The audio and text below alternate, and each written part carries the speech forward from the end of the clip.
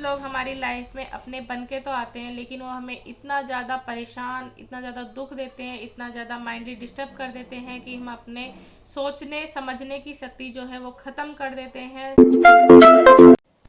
Hello everyone, welcome back to my channel. I hope आप सब अच्छे होंगे। आप लोगों का स्वागत है मेरे चैनल पे हाउस वाइफ ऑन ड्यूटी में रीना शर्मा। अगर फ्रेंड्स 7 साल बाद अचानक से हमारे सामने कोई आ जाता है, चाहे वो अपना है या पराया है, तो उसे देख के हमें बहुत ज़्यादा खुशी होती है। हम मिलना चाहते हैं, बात करना चाहते हैं, बैठ के एक दूसरे के बारे में पूछना चाहते हैं कि भाई कैसा रहा टाइम। और वही बंदा अगर बिल्कुल खास हो, अपना हो, जिसे हमारे माँ बाप ने हमारी लाइफ के लिए चुना था, जीवन भर के लिए, और जिसके साथ हम पूरे रिश्ते सब कुछ छोड़ छाड़ के आ गए थे और पीछे मुड़ के नहीं देखा था, सब कुछ दुख सुख हर चीज़, मतलब ये सोचा था कि अब इनके साथ बितानी है, इनके साथ बांट के चलना है। लेकिन वही बंदा अगर आपको बहुत ज़्यादा दुख पहुंचाए और वो हो आपका हस्बैंड, तो जाहिर सी बात है आप 7 साल बाद क्या कभी भी मिलेंगे तो उससे मिलके दुखी होगा, जब आपको उसने समझा ही नहीं है, हमेशा गलत का साथ दिया है और आपको हमेशा दुख पे दुख पहुंचाया है, तो उसका मिलना आपके लिए खुशी नहीं दुख ही देगा। तो ऐसा ही कुछ हुआ है लिविंग टुडे व्लॉग्स निवेदिता जी के साथ।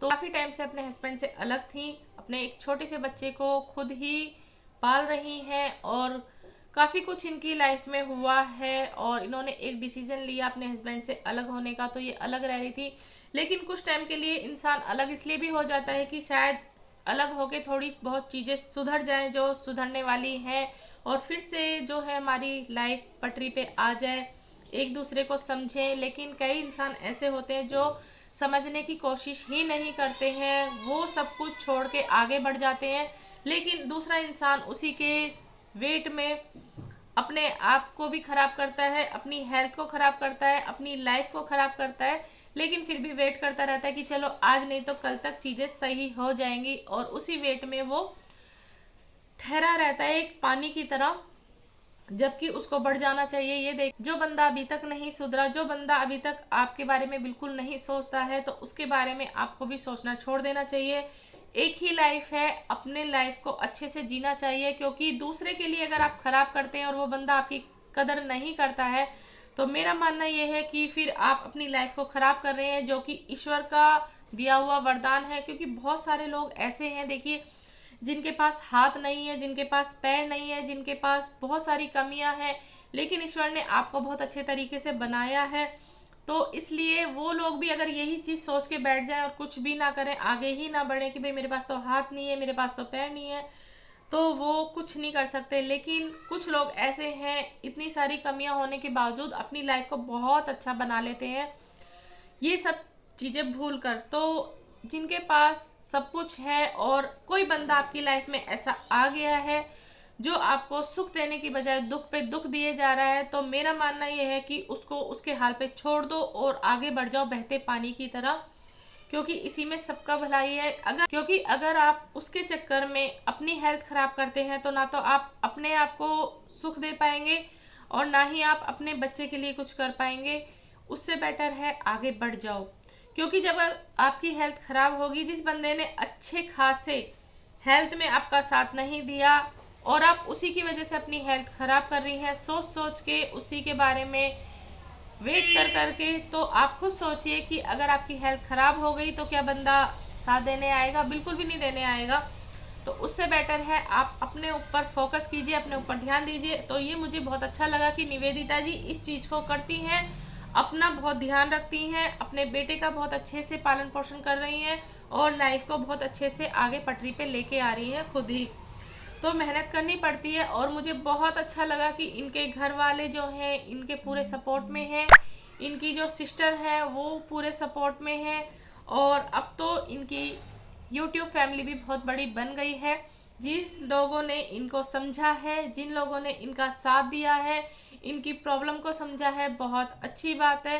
क्योंकि बहुत सारी लेडीज़ ऐसी हैं कि अपनी प्रॉब्लम वो यहाँ पे आके शेयर नहीं कर सकती हैं, घुट घुट के जी रही हैं। क्योंकि इनके कमेंट बॉक्स में भी बहुत सारी लेडीज़ यही बात कहती हैं कि मेरी भी लाइफ आपके जैसी है। बहुत सारी लेडीज़ के ये भी कमेंट्स आते हैं कि हमारे साथ भी यही प्रॉब्लम है, मेरे हस्बैंड भी आपके हस्बैंड की तरह हैं, बिल्कुल भी नहीं सपोर्ट करते हैं, बिल्कुल भी किसी चीज़ को समझने की कोशिश ही नहीं करते हैं, किसी चीज़ में साथ नहीं देते हैं, अकेले हर चीज़ को मुझे मैनेज करना पड़ता है। तो ये सिचुएशन मेरे साथ भी है।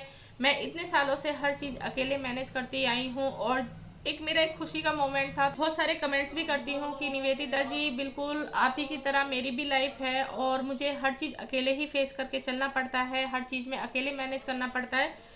और जबकि मैंने इतने अच्छे से हर रिश्ते को निभाया है, कभी किसी को शिकायत का मौका नहीं दिया, लेकिन जब मेरी बारी आती है तो सब रिश्ते पीछे हो जाते हैं, सब रिश्ते मतलब हट जाते हैं। और जिस रिश्ते को जिसके पीछे हम आए हैं उस बंदे से भी अगर मतलब ये देखो उम्मीद होती है कि भाई अगर हम गलत नहीं है तो ये बंदा हमारे लिए खड़ा होगा, हमारे लिए स्टैंड लेगा, लेकिन अगर वो बंदा भी स्टैंड नहीं लेता है, गलत का ही साथ देता है, तो फिर क्या फ़ायदा उस रिश्ते का। तो आज तक मैं अपनी स्टोरी को जो है वो वाईटी पे नहीं लेके आई हूँ। उसकी वजह है क्योंकि अभी तक लोग मुझे जाने नहीं हैं, और जब लोग मुझे अच्छे से जान जाएंगे तो तब मैं अपनी स्टोरी को लेके आऊँगी यहाँ पे, और मैं एक मोटिवेशन की तरह मतलब लोगों को फिर वो चीज़ बताऊंगी कि आपके साथ अगर ऐसी सिचुएशन आती है कि आप बहुत अच्छे से हर रिश्ते को निभाते हैं, लेकिन जब रिश्ते आपसे सिर्फ मतलब के लिए रखे जाते हैं ना, तो उस सिचुएशन में आपको कैसे बाहर निकलना है, कैसे अपने आप को संभालना है, बहुत सारी चीज़ें होती हैं। और हर चीज़ ना मतलब मैंने ऊपर वाले पे छोड़ दी थी जब मेरे साथ कुछ ऐसा हुआ था। तो लेकिन होता है कि जब हम गलत नहीं होते हैं तो ऊपर वाला किसी ना किसी को हमारी हेल्प के लिए भेजता है, और हेल्प होती भी है। तो मेरे साथ भी कुछ ऐसा ही हुआ था।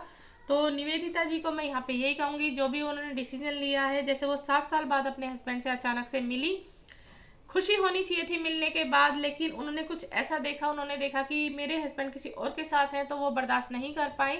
जबकि एक उम्मीद थी कि शायद वो कभी ना कभी शायद वापस आ जाए, लाइफ जो है वो पटरी पे आ जाए। लेकिन आप खुद सोचिए, 7 साल कम नहीं होते हैं, 7 साल बहुत ज़्यादा होते हैं।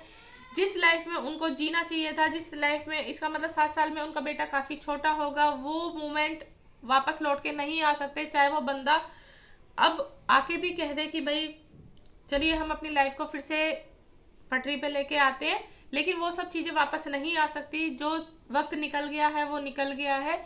अब निवेदिता जी ने कुछ ऐसा देखा है कि भाई अब वो सोचना ही नहीं चाहती इस बारे में, और जिसके लिए मतलब वो वेट भी थोड़ा बहुत कर रही थी अलग रह के कि सब कुछ शायद ठीक हो जाए, तो अब वो नहीं हो सकता। तो उन्होंने डिसीजन लिया है डिवोर्स लेने का। वो बहुत पहले से ये चीज़ बोलते आ रहे थे कि आपको केस करना चाहिए था, तो बहुत अच्छा डिसीजन लिया है। और उन्होंने ये चीज़ें बहुत अच्छी बोली कि लोगों को करना चाहिए और थोड़ा सा सबक भी सिखाना चाहिए ताकि वो दूसरे के साथ कभी भी ऐसा ना करें। तो यहाँ पे निवेदिता जी बढ़ गई हैं अपने बच्चे का और अपना फ्यूचर देख के आगे। तो काफ़ी अच्छा डिसीजन लिया है, लोग बहुत ज़्यादा खुश हैं, लोग उनका साथ दे रहे हैं। और निवेदिता जी को नई लाइफ के लिए बहुत बहुत कॉन्ग्रेचुलेशन। आप बहुत अच्छे से अपनी लाइफ में आगे बढ़िए, अपने बच्चे का ध्यान रखिए, अपना ध्यान रखिए, और एक ना एक दिन ऐसा होगा कि उस बंदे को बहुत ज़्यादा पछतावा होगा और अपनी गलती का एहसास भी होगा।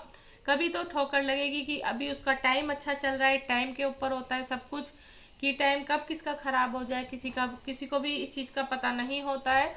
लेकिन कुछ लोग हमारी लाइफ में अपने बन के तो आते हैं, लेकिन वो हमें इतना ज़्यादा परेशान, इतना ज़्यादा दुख देते हैं, इतना ज़्यादा माइंडली डिस्टर्ब कर देते हैं कि हम अपने सोचने समझने की शक्ति जो है वो ख़त्म कर देते हैं। सिर्फ हम दुखों की तरफ घुस जाते हैं, अपने लिए बिल्कुल भी नहीं सोचते और ना ही आगे बढ़ने की कोशिश करते हैं। लेकिन निवेदिता जी ने बहुत अच्छा फैसला लिया है, बहुत अच्छा कदम उठाया है, तो अच्छी बात है। बहुत लोग साथ दे रहे हैं और साथ देना भी चाहिए।